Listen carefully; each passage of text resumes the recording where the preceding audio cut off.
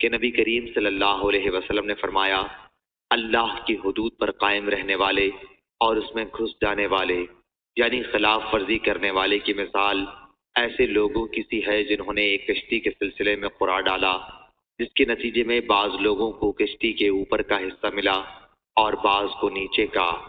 بس جو لوگ نیچے والے تھے انہیں دریا سے پانی لینے کے لیے اوپر والوں کے اوپر سے گزرنا پڑتا۔ انہوں نے سوچا کہ کیوں نہ ہم اپنے ہی حصے میں ایک سوراخ کر لیں تاکہ اوپر والوں کو ہم کوئی تکلیف نہ دیں۔ اب اگر اوپر والے بھی نیچے والوں کو منمانی کرنے دیں گے تو کشتی والے تمام ہلاک ہو جائیں گے، اور اگر اوپر والے نیچے والوں کا ہاتھ پکڑ لیں تو یہ خود بھی بچیں گے اور ساری کشتی بھی بچ جائے گی۔ صحیح بخاری حدیث نمبر 2493۔